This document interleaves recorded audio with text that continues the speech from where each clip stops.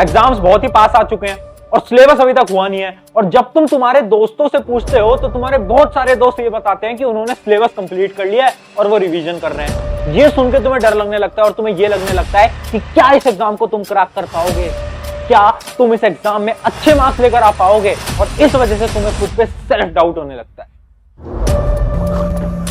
प्रभु बस इलेक्ट्रॉनिक संभालने में नारियल phone. You only have 5 minutes left to go for the examination. अब फिजिक्स बचा लेना।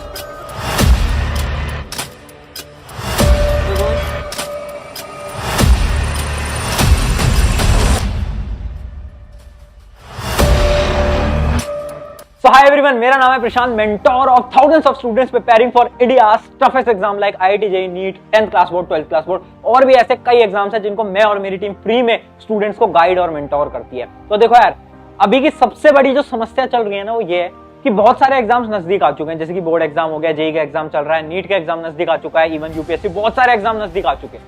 तो अब ना स्टूडेंट्स मुझसे पूछते हैं कि भैया हमारा ना सिलेबस कंप्लीट नहीं हुआ है, हमें डर लग रहा है कि एग्जाम अगर हम देंगे और नंबर कम आए तो हम क्या करेंगे। भैया सिलेबस ही नहीं हो पा रहा है कंप्लीट, रिवीजन की बात तो छोड़ो आप, है ना। तो आज इस प्रॉब्लम का प्रैक्टिकल सोल्यूशन निकालते हैं और उस प्रॉब्लम का सोल्यूशन निकालने से पहले मैं एक स्टोरी सुनाता हूँ। ये स्टोरी मैं बहुत बार अपने स्टूडेंट्स को सुना भी चुका हूँ, फिर से सुनाऊंगा। देखो, ये स्टोरी है एक एरोप्लेन की। एक प्लेन के अंदर, एक फ्लाइट के अंदर दो आदमी जा रहे थे। फ्लाइट कहाँ की थी? दिल्ली से मुंबई तक की। दिल्ली से मुंबई तक की एक फ्लाइट में दो आदमी जा रहे थे। तो होता क्या है ना, उसमें एक आदमी पूछता है दूसरे आदमी से कि भाई साहब जरा टाइम बताना, क्योंकि उसके पास घड़ी नहीं थी ना उसके पास फोन था। तो पूछता है कि भाई साहब टाइम बताना। तो उसके बाद जो बगल वाला इंसान होता है वो कहता है कि मैं टाइम नहीं बताऊंगा। तो अब वो आदमी सोचने लगता है कि यार ये टाइम क्यों नहीं बता रहा मुझे। तो वो बोलता है उससे कि यार टाइम ही तो पूछा है, बता दे यार क्या दिक्कत है। तो वो कहता है नहीं मैं नहीं बताऊंगा। तो उसने पूछा कि यार भाई ऐसा क्या रीजन है कि तू मुझे टाइम नहीं बता रहा। तो उसने जो रीजन बताया ना वो सब तुम अगर सुनोगे ना तो तुम हंसने लगोगे। ध्यान से सुनना। रीजन उस आदमी ने बोला कि आज तुम मुझसे टाइम पूछ रहे हो, अभी मैं तुम्हें टाइम बता दूंगा। फिर तुम मुझसे पूछोगे आप कहाँ जा रहे हो, मैं बोलूंगा मुंबई जा रहा हूँ, तुम बोलोगे मैं भी मुंबई जा रहा हूँ। फिर तुम मुझसे पूछोगे कि तुम रहते कहाँ हो, फिर मैं बताऊंगा कि मैं यहाँ पर रहता हूँ। फिर तुम बोलोगे कि यार यहाँ तो मेरे भी रिश्तेदार रहते हैं। फिर उसके बाद तुम एक दिन मेरे घर आ जाओगे ऐसी, या फिर तुम मुझे अपने घर पे चाय के लिए बुला लोगे। और कभी अगर तुम्हें इन फ्यूचर तुम्हारे जिंदगी में कोई मुसीबत आई तो तुम मुझे कॉल करोगे कि यार तुम मेरे घर के पास रहते हो, जरा मेरी मदद कर दो। और मुझे तुम्हारी मदद करनी नहीं है। ये सुन के वो आदमी हंसने लगा और वो सोचने लगा भाई कैसा पागल आदमी है। तुम भी ये सभी सोच रहे हो ना कि कैसा पागल आदमी, एक टाइम पूछा था ये कहां पर ले आया, है ना। और अगर अब मैं ये बोलूं ये कहानी तुम्हारी है, हाँ तुम्हारी। अरे भैया ये क्या कह रहे हो, हमारी कहानी, हमें आप मूर्ख क्यों बोल रहे हो। मूर्ख नहीं बोल रहे, रियलिटी बता। देख यार ये कहानी तुम्हारी है क्योंकि तुम भी तो ये करते हो ना। तुम क्या करते हो, सुबह उठेंगे, थोड़ी देर पढ़ेंगे, उसके बाद सोचेंगे मैं एग्जाम क्रैक कर पाऊंगा या नहीं कर पाऊंगा, क्या मैं 95 ला पाऊंगा नहीं ला पाऊंगा, अगर मेरी 95 नहीं आई तो मैं अपने पेरेंट्स को क्या बोलूंगा, टीचर्स को क्या बोलूंगा, इस टेस्ट में नंबर कम आ गए तो क्या होगा। सोचते हैं ना हम भी तो यही सोचते हैं, है ना। हम भी तो यही सोचते हैं। हम ये नहीं सोच रहे कि आज जो मुझे पढ़ना है मैं वो पढ़ूं, नहीं मुझे क्या करना है यार उस दिन मेरा एग्जाम है, एग्जाम वाले दिन क्या होगा, अगर मेरा रिजल्ट अच्छा नहीं आया तो, अगर मेरा रिजल्ट बेकार आ गया तो। हम ये सोचते हैं। क्यों? तो इसका मतलब तो ये है ना कि तुम भी वही इंसान हो जो कि बहुत ज्यादा सोचता है, जिसको हम बोलते हैं इंग्लिश के अंदर ओवर थिंकिंग। तुम ओवर थिंकिंग करते हो। देखो सिंपल सी बात है, एक सिंपल सा सोल्यूशन बता रहा हूं, लिव इन प्रेजेंट। ये जो एग्जाम के डर की प्रॉब्लम है ना, सबसे पहले इसको अपने दिमाग से निकालो और ये सोचो कि मैं आज क्या कर सकता हूं। मानता हूं बहुत कम टाइम बचा है, एग्जाम बहुत नजदीक है, डरने की बात नहीं है, बस ये सोचो कि आज मैं क्या कर सकता हूं। अब तुम पूछोगे भैया यार ये तो कहानी हो गई, थोड़ा प्रैक्टिकल चीज बताओ कि मैं कर क्या सकता हूं, मेरा सिलेबस इनकम्प्लीट है। तो टेंशन मत लो, प्रशांत भैया आए ना तुम्हारे यहाँ पर तो तुम्हें सारी चीजें गाइड कर देंगे। देखो प्रैक्टिकल सोल्यूशन, बहुत ही तगड़ा सोल्यूशन मैं आज तुम्हें बताने वाला हूं, ध्यान से देखना। सोल्यूशन का नाम है RQRC। ये क्या है? RQRC बड़ा ही शानदार सोल्यूशन है। देखना, पहले R की फुल फॉर्म है क्या? रिसोर्सेस। दूसरे Q की फुल फॉर्म है क्वेश्चंस। तीसरी की है रिवीजन और फोर्थ की C की है चैप्टर्स। अभी समझाता हूं, बड़े ध्यान से देखना। इमेजिन करो कि तुम 12th क्लास के हो या फिर तुम जिस भी क्लास के हो, तो थोड़ा इमेजिनेशन में दुनिया अपनी चला लेना। मैं इमेजिन कर रहा हूं 12वीं कक्षा का स्टूडेंट है जिसके पास PCM है। PCM क्या होती है? Physics, chemistry, math. तो उसे क्या करना है? सबसे पहले उसे प्रैक्टिकल सोचना है। प्रैक्टिकल कैसे सोचेगा? वो अपनी एक नोटबुक लेगा और उसके पन्ने के ऊपर अपने सब्जेक्ट्स लिख लेगा, फिजिक्स, केमिस्ट्री, मैथ। अगर तुम 10th के हो तो यहाँ पर लिखो science, SST, math, English, Hindi, सब कुछ लिख डालो। लिख दिए। अब मैं क्या करूंगा, अब मैं यहां पर ऊपर लिखूंगा RQRC। ठीक है, अब देखो मेरी बात बहुत ध्यान से सुनो। पहले R का मतलब है रिसोर्सेस। रिसोर्सेस क्या है? अब इमेजिन करो एक चैप्टर है फिजिक्स, तो सबसे पहले ये लिखो कि फिजिक्स के चैप्टर्स मुझे कहां से पढ़ने हैं। कहां से पढ़ना है? क्या मैं YouTube से पढ़ूंगा, क्या मैं बुक से पढ़ूंगा, क्या मैं कोचिंग से पढ़ूंगा, क्या मैं ऑनलाइन लेक्चर से पढ़ूंगा? तो यहां पर लिखो, इमेजिन करो आप YouTube से पढ़ते हो फिजिक्स, तो यहां मैं लिख दूंगा YouTube। ठीक है, उसके बाद है Q। Q क्या है? क्वेश्चंस। भैया मैं क्वेश्चंस कहां से प्रैक्टिस करूंगा? ऑब्वियस सी बात है, अगर एक एग्जाम क्रैक करना है तो क्वेश्चन प्रैक्टिस तो चाहिए, वो कहां से करूंगा? इमेजिन करो तुम्हारे पास कोई किताब है या फिर तुम्हारे पास प्रीवियस ईयर क्वेश्चन की कोई किताब है, तो यहां पर लिख देता हूं मैं PYQ। ठीक है, उसके बाद R क्या है? रिवीजन। भैया मैं इस चैप्टर का रिवीजन कहां से करूंगा, इस सब्जेक्ट का मैं रिवीजन कहां से करूंगा? इमेजिन करो मेरे पास मेरे खुद के नोट्स हैं, या मेरे पास किसी और के नोट्स हैं, या फिर मेरे पास माइंड मैप्स वगैरह कुछ है, तो मैं यहां पर लिख दूंगा अपने नोट्स। ठीक है, यहां पर मैं अपने नोट्स लिख दूंगा। अब ये C क्या है? ये C है चैप्टर्स लेफ्ट। फिजिक्स के मेरे कितने चैप्टर अभी तक बचे हुए? इमेजिन करो फिजिक्स के मेरे केवल 5 चैप्टर बचे हुए। समझ गए? समझ गए भैया? पर इससे क्या फायदा?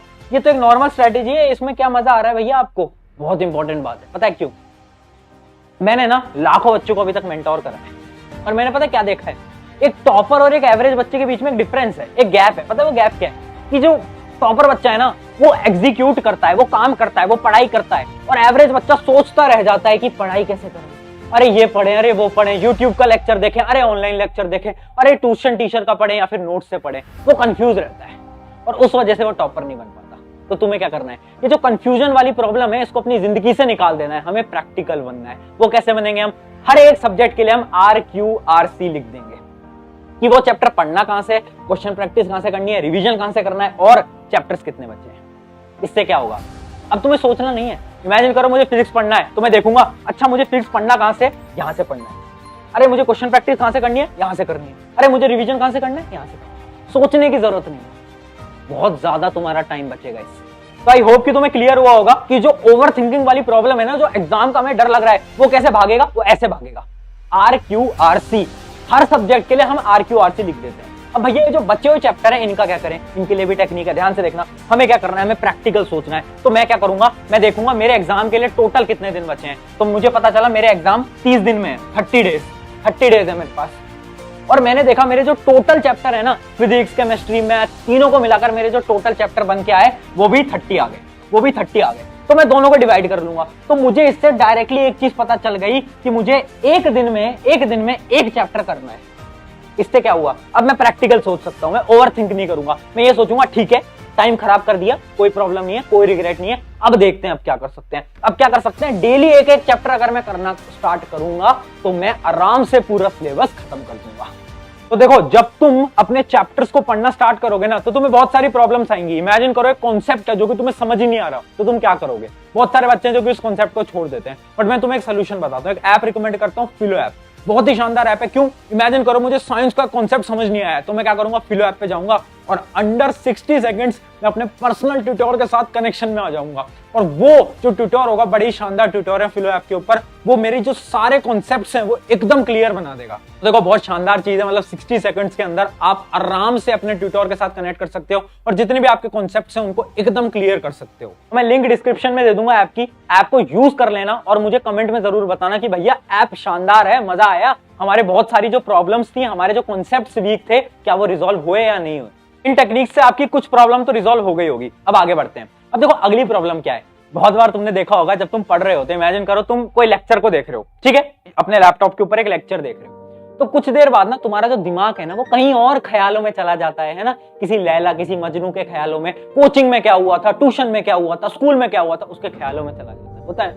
और हमें फिर अचानक से याद आता है 5 मिनट बाद कि अरे मैं तो लेक्चर देख रहा था, और उसके बाद तुम लेक्चर को पीछे करते हो और फिर देखना स्टार्ट करते हो। होता है नहीं, सबके साथ होता है, टेंशन की बात नहीं है। बहुत बार ऐसा होता होगा जब तुम किताब पढ़ रहे होगे तो तुम बस रीडिंग करे जा रहे हो, तुम समझ नहीं रहे, और तुम्हें थोड़ी देर बाद रियलाइज होगा कि हाँ यार मैं तो कुछ पढ़ ही नहीं रहा था, मैं तो अलग ही ख्यालों की दुनिया में चला गया था। तो इसका क्या सोल्यूशन है भैया? इसका साइंटिफिक सोल्यूशन बताता हूँ। इसका सोल्यूशन ना एक इंग्लिश की कहावत है। कहावत क्या है? Follow your thoughts before thinking. अब भैया ये क्या बोल दिया, इंग्लिश समझ नहीं आई, मैं समझाता हूँ, टेंशन मत लो। देखो यार साइंटिफिकली एक चीज प्रूवन है कि जैसे कि इमेजिन करो तुम्हें सुबह उठना है, 6 बजे का तुमने अलार्म लगाया, और जैसे ही वो अलार्म बजता है ना तो तुम अलार्म देखते हो, तो तुम्हारे मन में थॉट आता है कि उठ जाऊं या ना उठूं, उठ जाऊं या ना उठूं, और वो थॉट केवल 5 सेकंड का होता है। 5 सेकंड बाद वो जो थॉट है ना वो थिंकिंग में बदल जाता है, और जैसे ही वो थिंकिंग में बदलता है ना तो 99% बच्चे सो ही जाते होंगे, है ना, सो जाते हो ना, नहीं उठ पाते ना। वो क्यों होता है? क्यों? क्योंकि हमने अपने थॉट की तरफ ध्यान नहीं दिया। अगर मैं उस 5 सेकंड के अंदर अगर बेड से उठ जाता ना 5 सेकंड के अंदर, तो फिर तुम सोओगे नहीं। बट हम क्या करते हैं, हम 5 सेकंड दिमाग को थोड़ा सोचने का मौका देते हैं। देखो जो दिमाग है ना ये आपकी नहीं सुनेगा, ये अपना कंफर्ट देखेगा कि भैया मुझे मजा किस में आ रहा है, मुझे सोना है, इसकी जिंदगी भाड़ में जाए, मुझे क्या, मुझे तो सोना है ना। तो इसलिए वो तो हमेशा बोलेगा कि भाई सो जा।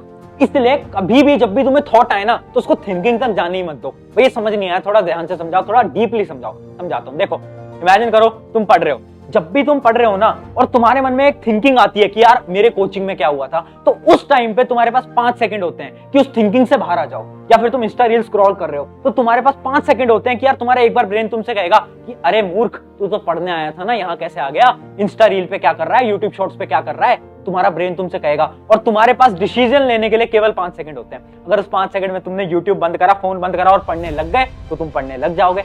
अगर डिसीजन नहीं ले पाए तो भैया जी कोई नहीं पढ़ा सकता। सिंपल सी स्ट्रेटेजी है। चलो अब नेक्स्ट प्रॉब्लम की तरफ बढ़ते हैं, जो कि कंसिस्टेंसी नहीं बनती। भैया क्या करें? देखो इस प्रॉब्लम को बताने से पहले बस मेरा तुमसे एक रिक्वेस्ट है कि कमेंट में तुम ये जरूर बताना कि तुम किस एग्जाम की प्रिपरेशन कर रहे हो और तुम्हारी एग्जाम की डेट क्या है। मैं हर एक स्टूडेंट से बोल रहा हूं जो इस वीडियो को देख रहा है, क्योंकि मैं जानना चाहता हूं कि किस एग्जाम की तुम प्रिपरेशन कर रहे हो, मैं किन किन बच्चों की मदद कर सकता हूं, जिसके अकॉर्डिंग मैं आगे की वीडियोस तुम्हारे लिए ला सकता हूं। ठीक है, तो देखो अब अगली प्रॉब्लम क्या है भैया, कंसिस्टेंसी नहीं बन पाती। क्या करें यार भैया, कंसिस्टेंसी, हम बैठते हैं उठ जाते हैं, कुछ नहीं हो पा रहा, हमसे पढ़ाई नहीं होती। भैया देख एक एग्जाम्पल से समझाता हूँ। तूने समोसा खाया? समोसा कभी समोसा बिना चटनी के खाए? कभी समोसा बिना सॉस के खाए? नहीं भैया, वो तो नहीं खाया जाता, है ना, बढ़िया नहीं लगता। अगर समोसे वाले के पास जा और वो तुझे चटनी ना दे तो बोलोगे ना, अरे भैया यार चटनी तो दो यार, क्या कर रहे हो, बोलते हो ना? बोलते हो।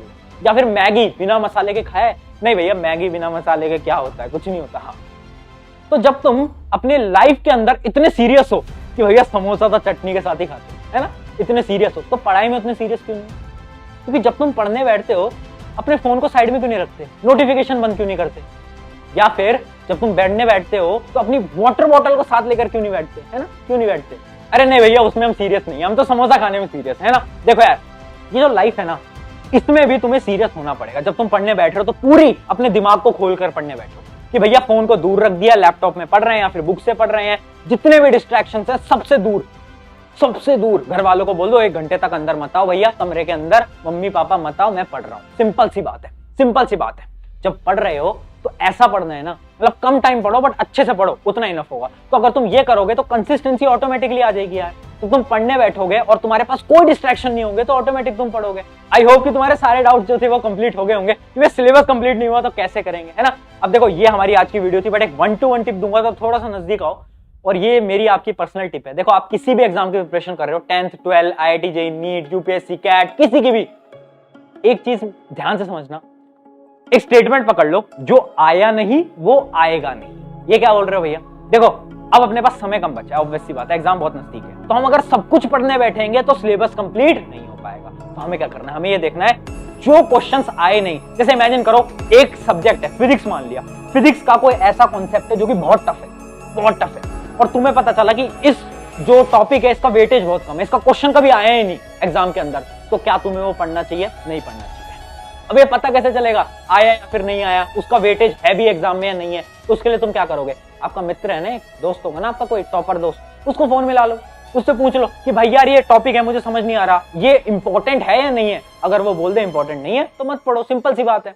तो इसलिए याद रखना, क्योंकि हमारे पास समय कम है तो जो आया नहीं वो आएगा नहीं। बट अगर हमारे पास समय बहुत ज्यादा है ना, 1 साल पूरा पड़ा है प्रिपरेशन के लिए, तो भैया वही आएगा जो तुमने पढ़ा नहीं। इस लाइन को हमेशा याद रखना। ऑन दिस नोट, शुक्रिया एवरीवन, मेरा नाम है प्रशांत, एंड देखो एक तुमसे रिक्वेस्ट करता हूं, चैनल अगर तुम सब्सक्राइब कर सकते हो करो, नहीं कर सकते मत करो, कोई प्रॉब्लम नहीं है मुझे। बट मेरी एक तुमसे रिक्वेस्ट है कि यार एक अपने मित्र को इस वीडियो को शेयर कर दो यार। क्यों? क्योंकि हम यहाँ पर मकसद के लिए खड़े हैं, हमारा एक रेवोल्यूशन है।